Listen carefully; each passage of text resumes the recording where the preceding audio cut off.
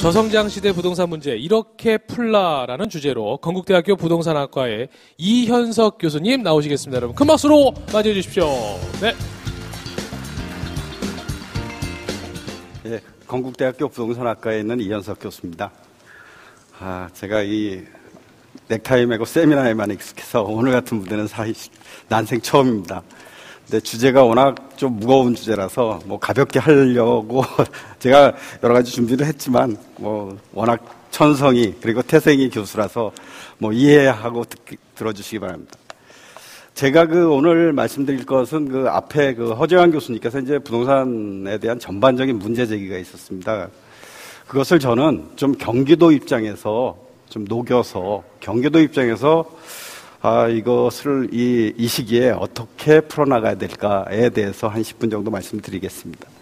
지금 우리가 부동산 쪽을 보면 부동산의 가장 큰 특징 중에 하나가 순환적이다라고 하는 겁니다. 그래서 오를 때 있으면 내릴 때 있고 뭐 다시 오르고 이런 게 이제 부동산의 큰 특징인데 사실은 우리나라는 이제까지 30-40년간 계속 오르는 주기 속에서 사실은 등락을 해왔었기 때문에 최근과 같이 다음 넘겨보시면 이 팽창에서 이렇게 경기도 지역같이 지금 항상 팽창하던 서울에서 뻗어나가는 압력이 계속 팽창하는 시기에만 익숙해 있었습니다.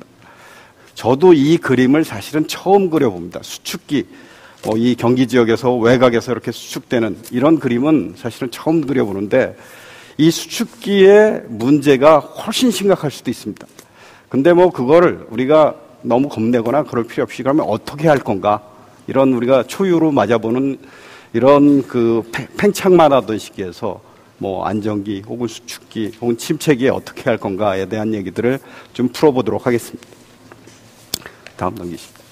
지금 현재 경기도는 여전히 주택 건설이 왕성하고 다른 지역에 비해서 지금 많이 짓고 있습니다. 표에서 보듯이 서울의 거의 2배 정도가 되고 있고요. 그에 따라서 또 이 분위기가 침체되어 있는 상황에서 보면 미분양은 지금 거의 경기도 지역만 보면 한 25,000세대로 다른 지역들은 미분양이 줄고 있는데 여전히 계속 증가 추세에 있습니다. 사실 경기도 지역 지금 심각한 상황이라고 볼 수 있습니다.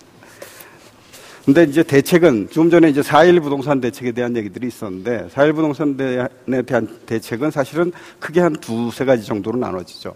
취득세에 대한 대책과 그리고 양도세에 대한 대책, 신문에서 다 보셨다시피, 금액을 9억, 6억, 혹은 85제곱미터 기준으로 해서 그것에 대한 취득세랑 양도소득세를 감면해주는 이런 대책입니다. 그리고 또 하나 더 있으면 생애 최초 주택 구입자에 대한 대책들. 그래서 전반적인 평가들은 긍정적인 평가가 상당히 있는 걸로 압니다. 근데 경기도 입장에서 보면 이 대책의 문제점들은 한 2-3가지 정도로 정리가 됩니다.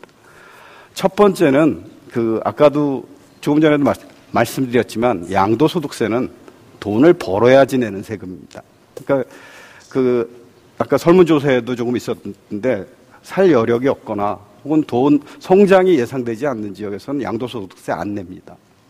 또 하나는 다주택자에게 유리한 겁니다. 사실은 집을 여러 개 있는. 그래서 어떤 면에서는 지금 경기가 너무 얼어붙어 있기 때문에 이런 좀 풀어주는 정책들이 사실 시급했기 때문에 단기적인 대책으로는 상당히 일부 효과를 볼 수 있지만 경기도 입장에서는 과연 효과를 볼까라고 보면 극히 제한적일 거다라고 판단이 됩니다. 그래서 경기도의 문제는 뭐냐? 현재 보면 우리가 팽창기에 확장기에 수도권이라는 서울에 집중돼 있던 이런 부분들을 규제할 때 경기도가 한꺼번에 규제를 당하는 이런 시스템이었기 때문에 팽창기의 규제가 여전하고요. 두 번째로 이 서울의 주택 문제들을 경기도에서 해결하려는 시도들이었습니다. 사실은 들여다보면 지금 보면 재건축 재개발을 통해서 서울 수직적 확산을 할 수 있었음에도 불구하고 그것을 제한해서 막고 사실은 보금자리 주택이라든가 1기, 2기 신도시들이 다 경기도의 택지들을 활용해서 서울의 주택 문제를 푸는 이런 기재들이 상당 부분 들어있었다라고 보고요. 그래서 서울과 경기도를 동일시하는 주택 정책이었다라고 얘기를 할 수 있습니다. 이런 부분들이 사실은 어떻게 보면 1기 신도시, 2기 신도시에 나가고 보금자리 주택은 사실은 서울에 바로 인근에 붙어 있고 하면서 이 위계라든가 이런 부분들에 상당히 왜곡 현상을 불러오고 있고, 그리고 또한 이 수축기에 들었으면 그거는 훨씬 더 강력한 그 폐해를 끼칠 수도 있습니다. 그건 뭐 다른 나라에서 이미 입증이 돼 있기 때문에. 그래서 보시면 결국은 이 서울의 주택 문제를 경기도에서 해결하려다 보니까 수축기에 들었으면 그 폐해를 경기도가 안을 수밖에 없는 이런 현실일 수도 있습니다. 현재 보면 공공택지개발지구 중에서 54개 중에서 26개 지구가 지금 착공조차 못하고 있는데, 이 면적은 서울의 9분의 1에 해당하는 면적입니다. 엄청난 면적이 사실은 지금 경기도에서 신규 택지개발 예정으로 지금 되어 있습니다. 다음 보시죠. 또 하나는 이제 수요 이상의 과잉 공급이, 특히 그리고 미분양 중에서 보면 60% 이상이 85제곱미터, 우리가 통상 얘기한 31평짜리 이상이라서 요즘 그 미분양에 대해서 단기적으로 해결될 전망 역시 조금 난망인 상태입니다. 지금 뭐 이 표가 그런 거죠. 그래서 앞으로 또한 예상되는 가구 수도 수요 대비해서 지금 83만 호 정도가 경기개발연구원의 추계에 의하면 2020년까지 예상되는 수요인데, 공급은 110만 호 예상되고 있기 때문에 이 부분도 사실은 공급 과잉 우려를 낳고 있습니다. 결국 여기서 보시는 것처럼 원하는 크기의 주택은 적고 사실은 공급은 늘고 있고 미분양은 쌓이고, 그리고 이 미분양들 혹은 뭐 신규 택지개발지구에 뭔가 다른 거를 해보려고 그러는데, 다른 것을 할 수 있는 거는 수도권 규제에 의해서 막히고 있고 하는 게 이제 경기도의 근원적인 문제라고 할 수 있습니다. 결국 이제 서울과는 차별화된 정책과 세제가 필요해진 시점입니다. 이 수도권 규제라는 거는 결국 서울의 확장 혹은 서울의 팽창에 의해서 경기도까지 영역을 같이 잡아서 수도권이라고 묶었던 건데, 이제 수도권의 개념을 좀 달리 봐야 될 때다라는 겁니다. 그래서 이것을 서울과 경기도의 입장이 다릅니다. 아까 얘기했듯이 4.1 대책은 서울에 초점이 맞춰진 정책입니다. 여기에서도 보듯이 수도권의 규제도 사실은 기본적으로 서울은 사실 아직도 중심성과 성장성을 가지고 있습니다. 그래서 그런 부분들을 좀 달리 해야 될 거고, 그래서 차별화된 이런 부분들이 경기도의 땅들과 경기도의 주택을 우리가 활력 있게 만들고 높일 수 있는 이런 정책들을 이 자리에서 혹은 뭐 같이 논의할 수 있는 이런 그 역량들을 가질 수 있게 제도들이 만들어져야 된다라는 거고요. 그래서 또 하나는 이제 이거는 좀 더 근본적인 부분들인데, 저희가 놓치고 있는 부분들이 하나 있습니다. 미국도 사실은 이 부분들이, 미국 같은 경우는 이제 주택 정책의 핵심인데, 1가구 1주택에 대한 장려 부분들이 사실은 상당히 그 혜택들이 강합니다.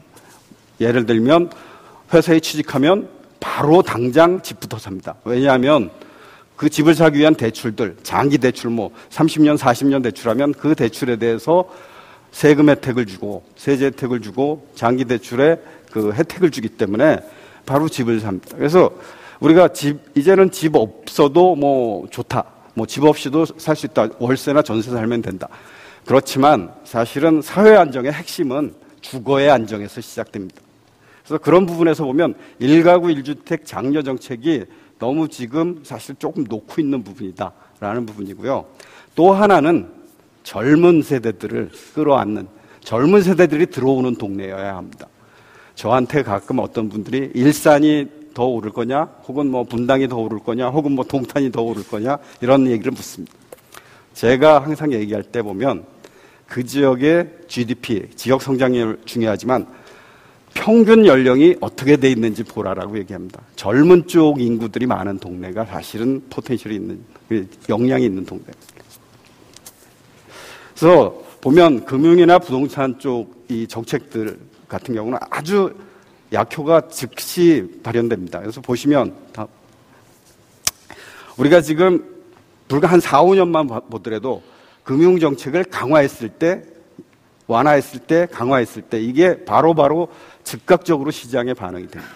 그래서 단기 정책을 보면 저희가 지금 지금 2만 5천 호 있는 미분양 지역에는 특단의 조치들이 행해져야 됩니다. 그 행해지는 가장 핵심적인 건 사실은 금융 규제의 완화일 거고, 혹은 금융을 완화해서 대출들을 풀든가 하는 부분들이 사실은 가장 핵심적인 단기적으로 할 수 있는 정책입니다.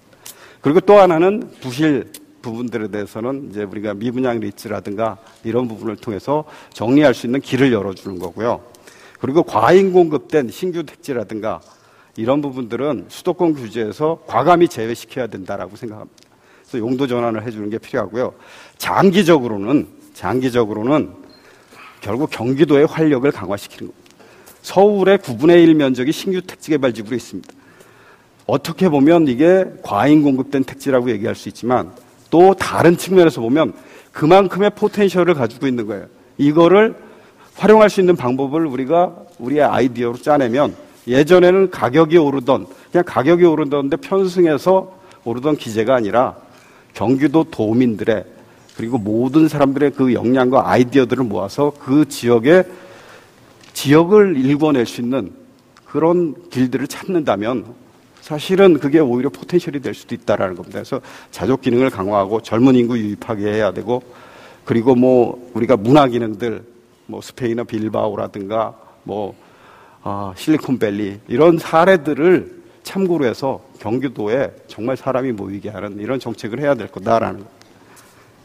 그래서 부동산 정책은 가장 기본은 사실은 그런 일을 하려면 여기 있는 민간 일반 주민들, 시장에 있는 여러 주민들과 연구자들 그리고 민간의 시장의 활력들을 활용하는 겁니다. 그래서 길게 보면 장기 균형 차원에서는 시장 자율 기능을 중시해야 할 거고, 이건 그림이니까 이런 추세로 갈 때 항상 이걸 끌어올리는 힘들은 시장의 힘들이었다라는 게, 그리고 민간의 힘들이고 주민의 힘들이었다라는 게 핵심입니다. 그리고 이거는 잠깐 넣어놓은 건데, 전매를 제한했을 때와 전매를 제한하지 않았을 때, 사실은 그 학술적으로 따져보면 전매를 제한하지 않았을 때 훨씬 부드러운 곡선이 나옵니다. 결국은 시장 기능을 막았을 때 항상 왜곡된다라는 걸 보여주는 거고요.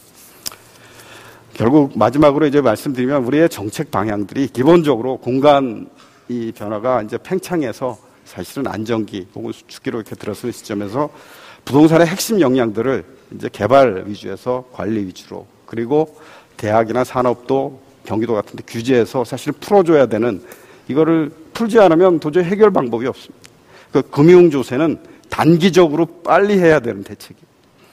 그래서 결론적으로 말씀드리면, 마지막 결론을 말씀드리면요. 4.1 부동산 대책은 사실은 단기적인 대책입니다. 그리고 정부 규제는 어떻게 보면 시장의 개입을, 그 자율 기능을 상실하게 만드는 거예요. 그래서 이 복지적 차원을 제외하고는 경기도에 활력을 불여넣을 수 있는 수도권 규제라든가 이런 규제책들은 상당히 완화하고, 혹은 궁극적으로는 미분양 지역 같은 데는 아예 폐지하는 이런 특단의 조치가 있어야 될 것 같고요. 그래서 서울과는 차별화된 경기만의 정책이 결국 우리 경기도 지역이 지금 당면한 과제들을 살릴 거다라고 생각하고요. 핵심적으로 말씀드리면 세계적으로도 봐도 그 수축기에 들어간 그 지역에서 성공 사례들이 무척 많습니다. 그 지역 중에 하나가 분명히 경기도가 될 수 있으리라고 저는 생각하고요. 그래서 그런 힘들을 같이 모을 때다라고 생각을 합니다. 자, 고맙습니다. 네, 우리 건국대학교 이현석 교수님 발표 함께 들으셨습니다.